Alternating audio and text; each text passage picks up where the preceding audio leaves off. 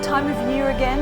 I have gone out and I have watched all 8 films that have been nominated for Best Picture for the 88th Annual Academy Awards. And I am here to present to you, yes you, a short 30-second review of each film in alphabetical order. Are you ready?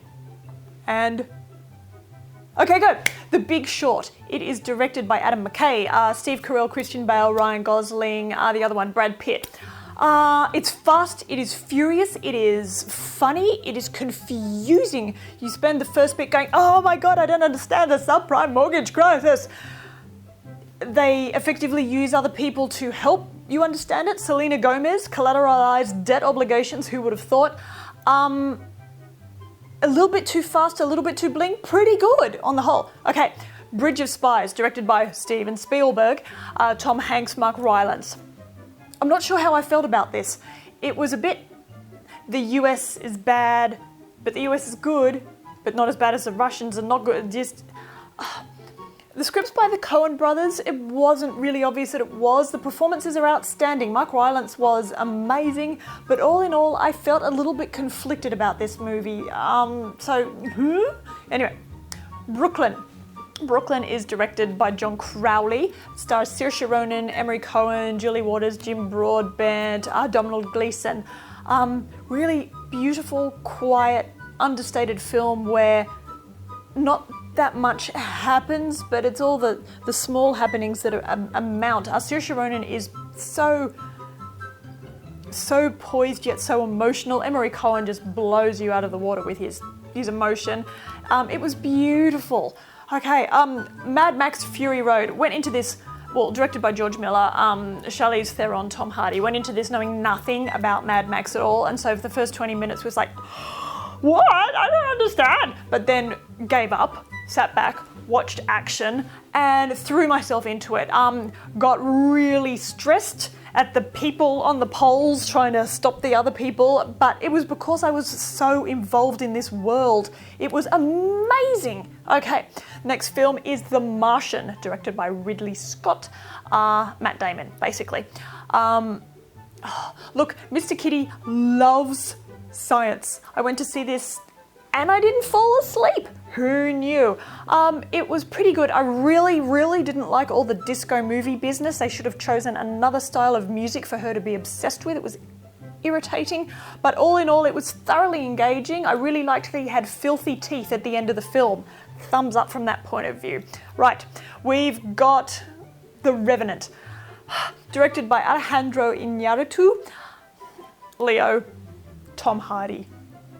It was visually stunning, breathtaking, but at times I felt a real disconnect with the story, and it was more, we're presenting you a tale of hardship because it was so hard to film this, as opposed to we're presenting you with a real tale of hardship. Couldn't understand anything Tom Hardy saying. So that's Tom Hardy for you. Good. Room. This is directed by Lenny Abramson. It was extraordinary. I'd read the book. The book is by Emma Donoghue and she adapted the book into the screenplay. Starring Brie Larson, Jacob Tremblay and Joan Allen. It's about the performances, really. I mean, it's a very, very quiet film. I didn't feel the tension in the same way those who hadn't read the book would have, because I knew the story.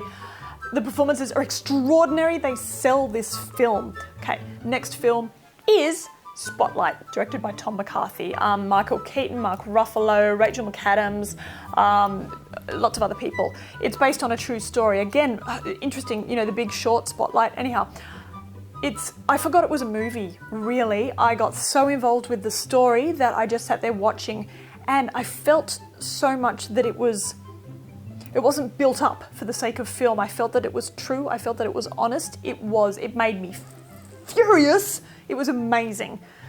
So, there's the rundown. I've also seen Creed. I've also seen Carol. I am surprised that Carol wasn't nominated for Best Picture, given that there were 2 other slots. I mean, I'm not quite sure what the big deal was about that. I do feel that the Academy in general's got a little bit of a, lots of Oscars so white. Diversify already. If you'd make somehow change the thinking so that more roles were there on offer for anyone who was anything other than Caucasian, then there would be the opportunity for these roles to go forth and be considered as Oscar-winning films. So, who do I think? What do I think? Best Supporting Actor. This is almost more interesting than Best Actor to me, quite honestly. There's Christian Bale, Michael Ruffalo, Tom Hardy, Mark Rylance, and Sylvester Stallone. Will they give Sylvester Stallone an Oscar just out of nostalgia? I don't know. I mean, he was good. It just, you know, he's still Sylvester Stallone. For my money, I'd give it to Mark Rylance because he was just beautifully understated. And then, if not Mark Rylance, maybe Mark Ruffalo, I think. Okay, Best Supporting Actress. I haven't seen all of these films. I suspect they're going to give it to Rooney Mara with the whole, you know, I'm sorry I didn't nominate Carol for Best Picture, so have a Best Supporting Actress Oscar. She was very good in Carol, and I feel that she's one of the strongest contenders for Best Supporting Actress. Okay, Best Actor. They're gonna give it to Leonardo DiCaprio. Who am I kidding? But I feel it's more that they gave it to him because he suffered rather than that this was the best performance he'd ever given, because I felt more like I was watching Leo be an actor than I did forgetting that Leo was an actor and this was his character, quite honestly. I do love Leonardo DiCaprio. I think he's a great actor, but just not this time round. Anyway, Best Actress. Look, I'm all for Brie Larson winning this for Room. She was raw, she was unflinching, it was amazing. She gets it for my money. And now Best Picture, I'm torn quite honestly between Room and Spotlight. The Academy loves an ensemble piece. I think Spotlight's probably going to win, but Room was so quiet and intimate and intense and unusual that I'm not talking Birdman unusual, I'm just saying it was just this amazing relationship between mother and son, and it was really something, and it projected to you the world largely from the point of view of this little boy, and it did so successfully, and I think it's going to be Spotlight. Anyway, the Oscars are on next Monday night, Monday the 29th of February. We'll find out more.